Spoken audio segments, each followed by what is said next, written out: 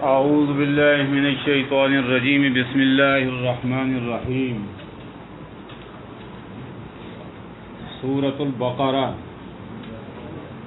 اسلوب قرآن یہ ہے کہ کسی سورت کا نام کبھی تو کسی سورت کے شروع کلمہ کے مناسبت سے رکھ دیا جاتا ہے، جس طرح نون والقلم وما یسطرون، حامیم وغیرہ اور کئی ایسی صورتیں ہیں، اور کبھی اسی صورت کے اندر کوئی مشہور واقعہ آ رہا ہوتا ہے تو اسی واقعے کی مناسبت سے پوری صورت کا نام موسوم کر دیا جاتا ہے، جس طرح اب اس صورت کے اندر وہ بقرہ بنی اسرائیل کو حکم دیا گیا تو یہ عام واقعہ ہے صورت کا، تو اسی کے نام سے موسوم کر دیا پوری صورت۔ اسم الکل باسم الجز۔ مختصر خلاصہ سورہ بقرہ کا یہ ہے کہ سورت کے دو حصے ہیں۔ پہلا حصہ ابتدائی سورت سے وَأُولَئِكَ هُمُ الْمُتَّقُونَ رکوع نمبر 22 تک ہے، اور دوسرا حصہ رکوع نمبر 22 سے لے کر آخر سورت تک ہے۔ پہلے حصے میں دو مضمون بیان کیے گئے، نمبر 1 توحید، نمبر 2 رسالت۔ ابتدائی سورت سے وَلَا هُمْ يُنصَرُونَ یعنی رکوع نمبر 15 تک توحید کا بیان، اور آگے وَإِذِ ابْتَلَىٰ ابراہیم ربہ سے حصہ اول کے آخر تک رسالت کا بیان ہے۔ گویا کہ سورت کا یہ پہلا حصہ، پھر اس پہلے حصے کا پہلا حصہ لا الہ الا اللہ اور محمد الرسول اللہ بیان کیا گیا۔ توحید اور رسالت یعنی لا الہ الا اللہ محمد الرسول اللہ کی تشریح اور تفسیر کا بیان ہے،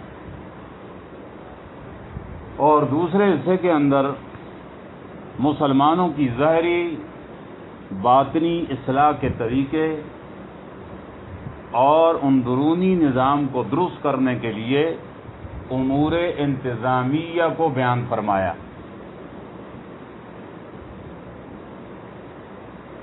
کہ اپنے ظاہر اور باطن کو سب سے پہلے سنوارو، پھر اپنے گھر کے انتظامی امور کی اصلاح کر گئے، پھر قدم اٹھاؤ شاباش اور اعلاء کلمت اللہ کے لیے مشرکین سے جہاد کرو۔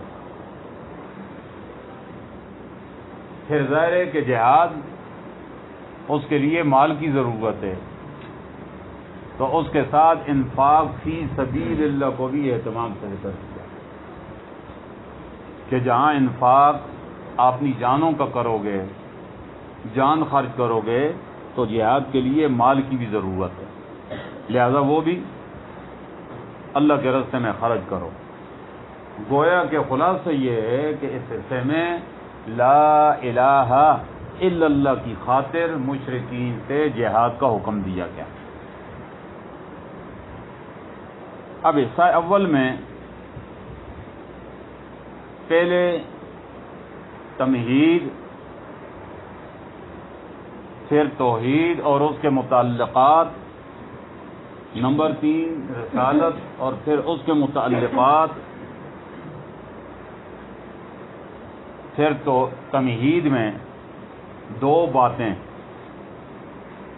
پہلی کہ جب تم نے شروع کے اندر سورہ فاتحہ میں کہا اہدنا الصراط المستقیم، اللہ ہم کاریں نہیں مانگتے، کوٹھیاں نہیں مانگتے، یہ تو تیرے نافرمان اور باغیوں کے پاس بھی ہے، ہمیں کچھ ایسی چیز دے دے نرالی قسم کی کہ ہمارا اور آپ کا تو رشتے کا تعلق ہے، ایمان کا، تو اللہ ہم یہ چیزیں نہیں مانگتے، ہم تو اسے ہدایت مانگتے۔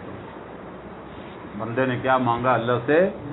اہدنا الصراط المستقیم، اب یہ صورت اللہ نے نازل فرمائی کہ جس ہدایت کی تمہیں طلب ہے اب وہ ہدایت تمہیں کہاں ملے گی، اس کو ذکر بیان فرمایا۔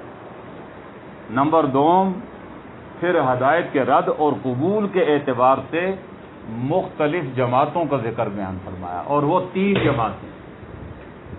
کتنی؟ نمبر 1، کھلے مومن، یعنی اندر سے بھی پکے مومن اور باہر سے بھی پکے مومن، ایک اس جماعت کا تذکرہ۔ نمبر 2، اس کا بالکل عکس، اندر سے بھی کالے باہر سے بھی کالے، اندر سے بھی گناہوں کفر کا زنگ لگا ہوا اور باہر سے بھی زنگ آلودہ، یعنی پکے کافر۔ پھر اس کے بعد ابتداءً میں نے پہلے بتلایا تھا مکی زندگی کے اندر صرف 2 ہی گروہ ہیں، یا پکا مومن یا پکا کافر، تیسرا کوئی نہیں۔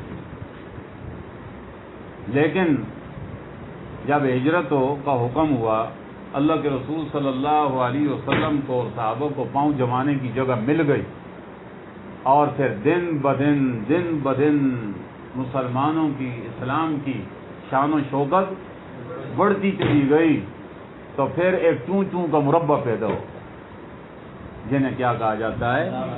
منافق۔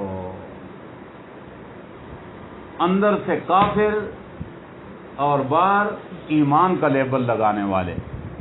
اس تیسرے گروہ کو بھی اللہ رب العزت نے ذکر کیا کہ یہ بے ایمان جب فائدہ دیکھتے ہیں، یہاں میٹھا میٹھا ہپ ہپ، کڑوا کڑوا تھو تھو والے یہ تھے، یہاں میٹھا دیکھتے ہیں تو ہپ ہپ شروع کر دیتے ہیں اور کہتے ہیں ضرور نتبعکم، ہمیں بھی چھوڑو، اجازت دو، ہم بھی تمہارے ساتھ جائیں گے۔ جہاں میٹھا میٹھا نظر آتا ہے اور جہاں کڑوا نظر آتا ہے تو کہتے ہیں ضرنا، کیا نقم مع القاعدین۔ کہاں یہ؟ یہاں دیکھتے ہیں کہ مار کا گرم ہے اور ظاہری اسباب کے درجے کے اندر مسلمان پلہ نیچے نظر آتا ہے، تو پھر کدھر